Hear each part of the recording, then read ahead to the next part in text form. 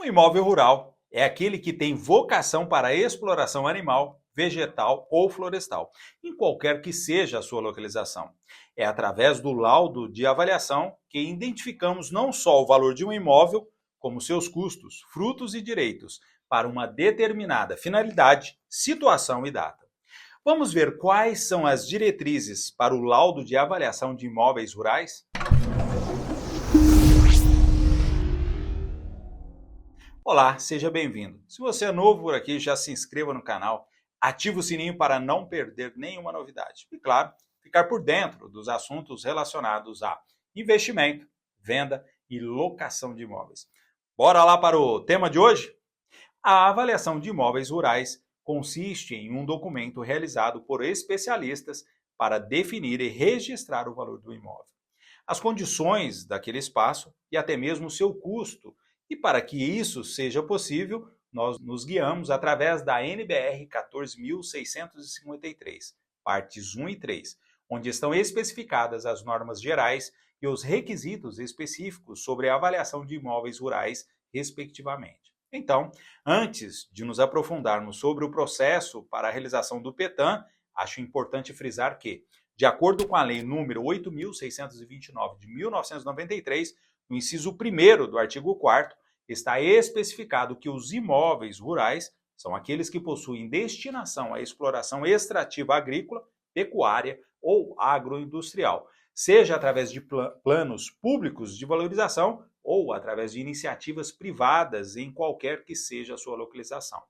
É importante que eu diga que conhecer o valor real de um imóvel é apenas uma das vantagens obtidas ao se fazer a avaliação de um imóvel rural. Este documento reflete também para o aumento do controle patrimonial, já que haverá um documento realizado por um perito determinando todos os indicadores de viabilidade do imóvel.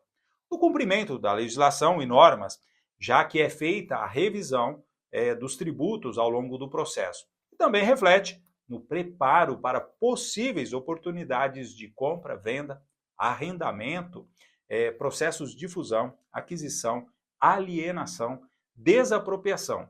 E, é claro, para que o imóvel possa ser utilizado para garantia de financiamentos. Maravilha! Dito isso e considerando os padrões que já vimos até aqui, não se esquecendo do que diz respeito sobre a solicitação e análise da documentação do imóvel e do requerente e a determinação da finalidade para o laudo e o prazo, vamos adentrar quanto aos critérios técnicos específicos para a realização da avaliação.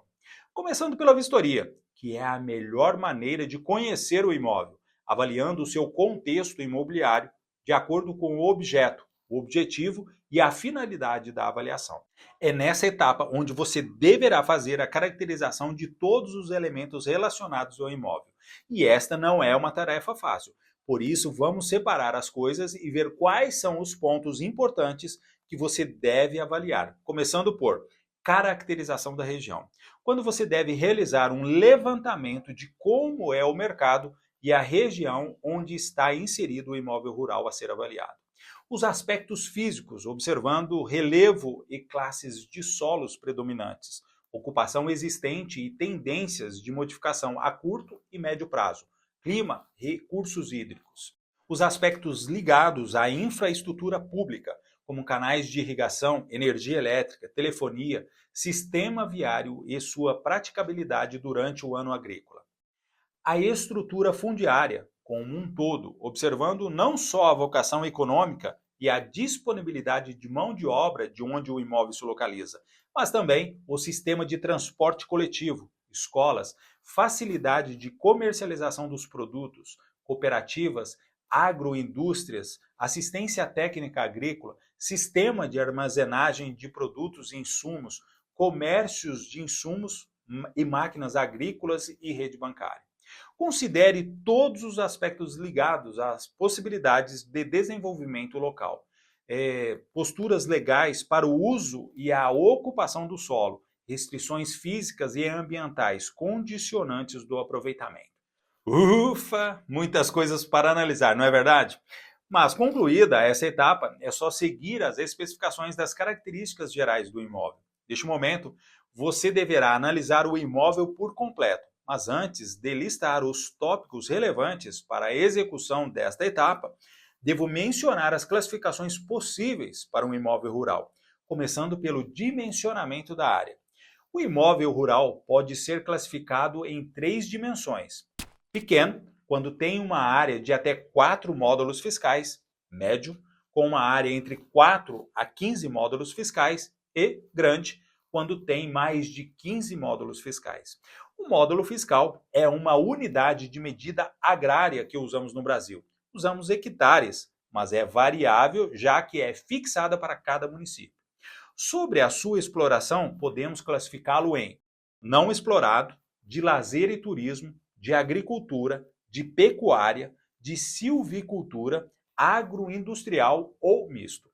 E sobre a classificação dos componentes dos imóveis rurais, dividimos entre o enquadramento das terras e o seu estágio de exploração atual, podendo definir como terra bruta, nua ou cultivada. As benfeitorias, seja de produção vegetal, de alguma cultura que já está sendo explorada, construções e instalações, algum galpão, casa, cerca também conta, e as instalações de energia elétrica, distribuição de água e etc. As máquinas e equipamentos fixos ou removíveis, entre eles veículos semoventes, que podemos considerar sendo o gado, cavalos e outros animais que há na propriedade. Os recursos naturais, considerando área florestal ou recursos hídricos e minerais. Os frutos que, porventura, já estejam sendo gerados, como a de exploração direta, aluguel, arrendamento ou parcerias. E o direito sobre o imóvel, seja de servidão, usufruto, concessões, comodatos, direitos hereditários, direito possessórios, entre outros. Agora que vimos todas essas especificações, fica mais fácil para falarmos sobre a etapa de caracterização geral do imóvel. Então, tendo como base as classificações que acabamos de ver, é muito importante que você observe na vistoria as dimensões da área total quanto das áreas construídas, sendo desejável também considerar o levantamento topográfico, se ele existir, claro. Não se esqueça de mencionar o estado de conservação de tudo isso e também mencionar sobre os seus limites e confrontações, sua destinação, os recursos naturais, o sistema viário interno, se há telefonia, rede de energia elétrica interna e outros recursos, a sua utilização econômica atual e condicionantes legais. Maravilha! Agora já temos todos os dados básicos sobre o imóvel e a região onde ele se encontra. Agora é partir para as análises específicas sobre a caracterização das terras, considerando os aspectos físicos, a identificação podológica, que é obtido através de um estudo sobre o solo, seu enquadramento conforme o Manual Brasileiro para Levantamento de Capacidade de Uso da Terra.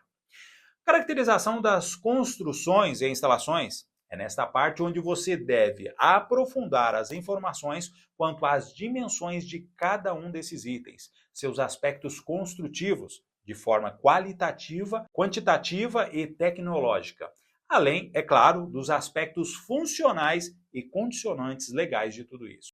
E por fim, partimos para o detalhamento sobre os itens que podem variar de acordo com atividades exploradas na área, como a caracterização das produções vegetais, onde você deverá detalhar o estado vegetativo constante no imóvel, bem como o estágio atual de desenvolvimento, levando em consideração o estado fitossanitário, se há infestações de doenças, pragas e invasoras, seu nível tecnológico, o levantamento sobre a produtividade esperada, os riscos de comercialização, a adaptação à região considerando o risco de ocorrências de intempéries, que está relacionado ao clima da região, ou seja, dependendo da latitude, altitude, topografia e condições atmosféricas onde o imóvel se encontra. Você deve também observar a incidência de fenômeno meteorológico que podem refletir danos para a produção.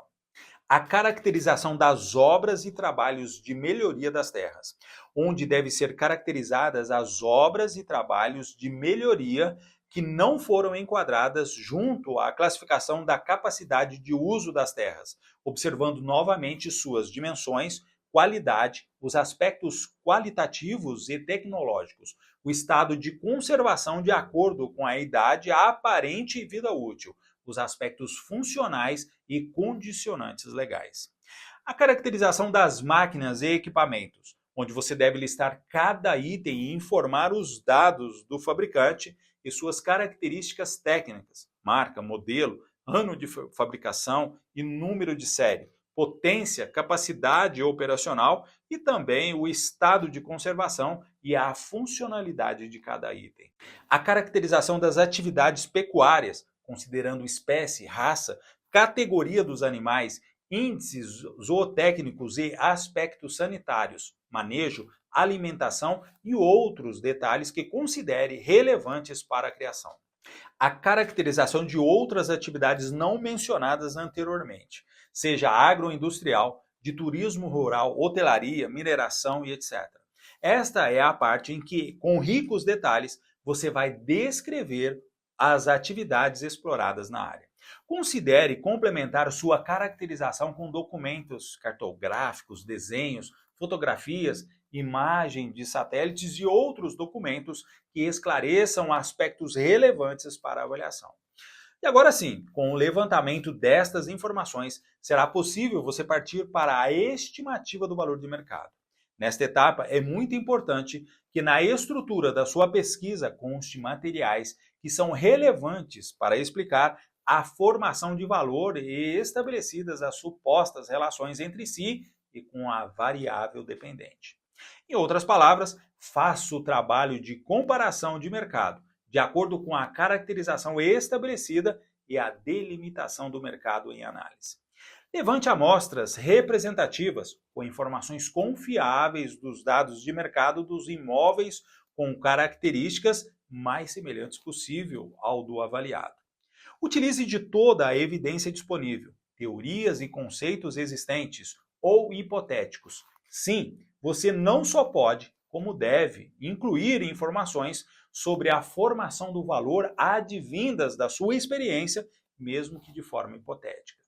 Lembre-se que a estratégia da sua pesquisa se refere diretamente ao alcance das amostragens e às técnicas que você vai utilizar para a coleta de análise dos dados. Por isso, seja considerando um modelo de variáveis dependentes ou independentes, com a sua seleção e a abordagem das fontes, de informação, que será feito o diagnóstico do mercado para demonstrar um valor justo e real do imóvel avaliado. Por isso, atenção, o valor de mercado deve considerar o aproveitamento eficiente do imóvel. Então, é na coleta de dados que você deve obter amostras que sejam representativas para explicar o comportamento do mercado, no qual o imóvel avaliado será inserido, levando em consideração a identificação das fontes de informação e sua confiabilidade. Quanto ao tratamento dos dados, você poderá optar de acordo com a qualidade e quantidade de dados obtidos, o tratamento por fatores ou científico, sendo que, no tratamento por fatores, você deve homogeneizar as informações da fonte, classe de capacidade e uso da terra, a situação e outros fatores de valorização que sejam relevantes, obtendo o produto dos fatores pelos preços observados dos dados de mercado, devendo constar a localização, a especificação e a quantificação das principais variáveis levantadas. Já no tratamento científico, como o próprio nome sugere, você deverá tratar as evidências empíricas, experiências executadas e entendidas pelo uso da metodologia científica, que leva à indução do modelo validado para o comportamento do mercado. A vistoria do imóvel permitirá que você conheça, da melhor maneira possível, o imóvel, permitindo que seja avaliado todo o contexto imobiliário a que ele pertence e de acordo com a natureza do bem avaliado, a finalidade da avaliação e os dados de mercado coletados para comparação de cada item que a propriedade possui. Pois bem, com todas estas informações em mãos, as condições a serem utilizadas, com base na coleta de dados de mercado e sob a definição da finalidade, objetivo e prazo limite para a apresentação do laudo, chegou o momento de você definir a metodologia aplicável. A metodologia das avaliações devem ser especificadas de acordo com a sua fundamentação, após o aprofundamento e empenho do seu trabalho avaliatório e sua precisão após você analisar as características do mercado e das amostras coletadas. Então, se por objetivo você precisa identificar o valor de um bem, de seus frutos e direitos, você poderá utilizar o método comparativo direto dos dados de mercado, método involutivo, método da capitalização da renda e o método evolutivo. Já se o seu objetivo é identificar o custo de um imóvel, você poderá utilizar o método da quantificação de custo. Devidamente justificada a utilização da metodologia aplicada, chegou a hora de partir para o processo de identificação do valor do imóvel. Como vimos, as possibilidades são muitas e não tem como eu esgotá-las, mesmo se eu fizesse muitos vídeos apenas sobre isso. Mas basicamente, você deve separar os bens por cada categoria e fazer a média aritmética que vimos no vídeo anterior, e que nada mais é que, com base nas amostras, somar e dividir pelo número das amostras e após aplicar as variáveis de tolerância de 20% para mais ou para menos sobre os valores encontrados. Eliminar os itens com o valor fora desta faixa, somar os valores dos itens restantes, dividi-los novamente e multiplicar para a quantidade do imóvel avaliado para apontar o seu valor estimado. Sobre isso, é importante eu dizer que você sempre deve evidenciar no laudo as referências para a base do cálculo, para que fique claro a confiabilidade da informação e os parâmetros utilizados para o valor estimado. Se a propriedade possui um trator X, você deve apontar amostras semelhantes e fará o cálculo. Se possui animais, você evidencia as amostras semelhantes e assim seguirá sucessivamente até esgotar todos os itens da propriedade avaliada.